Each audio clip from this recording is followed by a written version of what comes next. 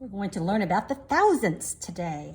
But first we want to review this. If we have 0.123 decimal, the 0 is in the ones place. The 1 is in the tenths place. You have to say that t's at the end. The 2 is in the hundredths place. And the 3 is in the thousandths place. Yeah, you got to keep saying that t's at the end. All right, the question for this module is, how can you describe the relationship between two decimal place value positions? Thousandths are smaller parts than hundredths. If 1/100th is divided into 10 equal parts, each part is 1,000th. We're going to use a 10 by 10 grid because it's a good model to represent decimals, and it has 100 squares to represent tenths and hundredths. If you look at this, this is one whole, okay? And if you go ahead and you count this, you're gonna see that there are 100 squares. If one whole section here is shaded, that would be 1/10. This would be 2/10, 3/10, 4/10, 5/10, 6/10, 7/10, 8/10, 9/10, and 10/10 would equal one whole. All right, so let's start and do this. If you shade these 10 pieces, where is it? If you shade 10 pieces, we already talked about this, it's gonna be 1/10 of the model. So what I do is, when I usually think of tenths and hundredths, I usually think of money, because this represents, like, if you shade all of this, this would be one whole dollar. And this would be like cents. This would be like 1 cent, 2 cents, 3 cents, 4 cents, 5 cents, all the way over here. And if you have 100 cents, that equals $1. If you shade 10 squares, that's going to be 1/10 of a dollar, which would equal 1 dime. The tricky part is when you start going to the thousandths place. So the tricky part is when you're talking about thousandths. When you take one square, this one square is 0.01, which is really how we say is 1/100ths, which is the same thing as 1 penny. But when you take this 1 penny and you break it down into 10 equal parts, that's going to run you into the thousandths place. All right, let's look at this. So write the decimal shown by the shaded part of the model. Well, first of all, this whole thing is less than 1. So we have 0 in our ones position. Okay, let's count how many of these squares are shaded. If you look, it's going to be 99 hundredths. And then of this 1/100th, there are 10 equal parts, but none of it is shaded. So it's 0 for the hundredths. Now we all know from 4th grade that any time we have a bunch of zeros at the end after numbers, you could just take that 0 off and it's going to equal this. All right, let's check out this problem.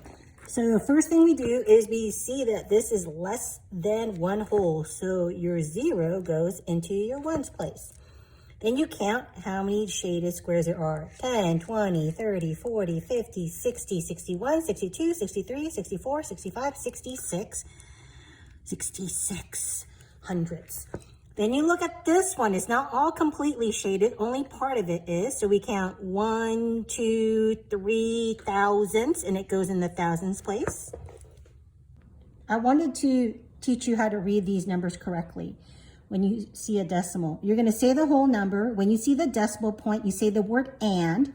You read the numbers to the right, and then you say the place value of the last number on the right. So this would be 0 and 663 thousandths.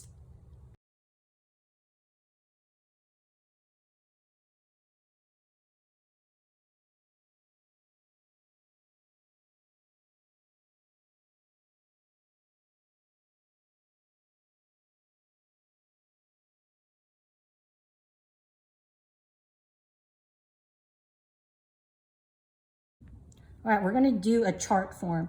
The relationship of a digit in different place value positions is the same with decimals as it is with whole numbers.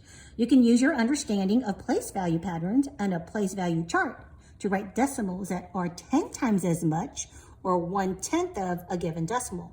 When you move to the right, the value is 10 times as much as the left. If you move it 2 times, it's going to be 100 because you have 10 times 10. Same goes if you're going to the left. So instead of 10 times as much, it's 1/10 of this number. And if you move it 2 times, it's 1/10 times 1/10, which would be 1/100th. Let's see. Now we're going to concentrate this time right now on 10 times as much and 1/10 of. So let's look at this chart. Over here, you have 0 and 400ths. And 400 is right here, but you can also write 400ths as a decimal form. You can see that right over here is going to be 0.4. So 0.4 is 10 times as much as 0.04. Think of it in money-wise, right? 0.4 is really like 40 cents. And 40 cents is 10 times as much as 4 cents. Now, if you look over here, let's look over here. This is going to be 0.004 because 4 is going to be in the thousands place this time. So 0.04 is 1/10 of 0.04. Remember, if you're going to the left, the value is 1/10 of. Okay, guys, if you were here, I would share this with you. Look, it's the party size. I'm sorry you're not here, so you're going to get to watch me play with M&Ms, because when I play with M&Ms, I get to eat them afterwards. But if you have M&Ms at home or like Fruit Loops or anything that you want to use to help you work out the problem, feel free to do it. Okay, when we take the decimal, we move it. We're going to move the decimal to the right 1 time because there's 1 0 in 10. So this whole thing, let's take this one. 0 decimal, this is my decimal, 0.3. And what I want to do is, if I'm multiplying this by 10, because of this, I need to move the decimal to the right. If I move it to the right, my new number is 0.003. But of course, you're not going to put 2 zeros in front. That's silly. So your answer is 3/10. Let's do it with this one. I'm going to write the numbers, the digits greater. Okay, there we go. So I have 0.1. And since I'm moving it 10 times as much, that means I need to move the decimal over to the right 1 time. So my answer is now 0.1 decimal, which is the same thing as 1 or 1.0. And then let's write 007, the digits, and I have it right here. So we would read this number as 0 and 700ths. We're going to multiply this by 10. That means we're moving the decimal over 1 time. So the answer is 0.007, which means there are 0 whole numbers. And there's a 7 in its tens place. And yes, it's disappearing because I'm eating it right now. Thank you. Okay, I just had a little snack. So now I'm going to use this right over here. Now it's yellow. So I'm going to, this time, we move this decimal to the right because we were multiplying. Now we're going to take this decimal and we're going to move it to the left 1 time because there's 1 0. So right there, move it to the left 1 time.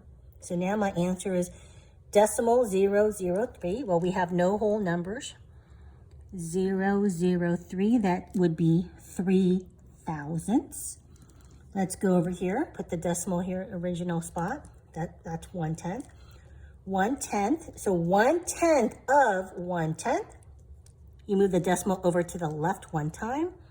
Now it's decimal 01, and you have 0 as your whole number. So this would be 100th with a THS. Over here, let me eat that one. Here's a red one. All right.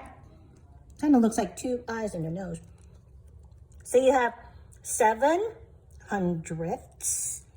And you want 1/10 of this. That means you're going to move the decimal over 1 to your left.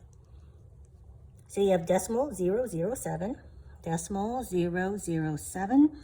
Put 0 as my whole number. So this is 7 thousandths. And the M&M disappears.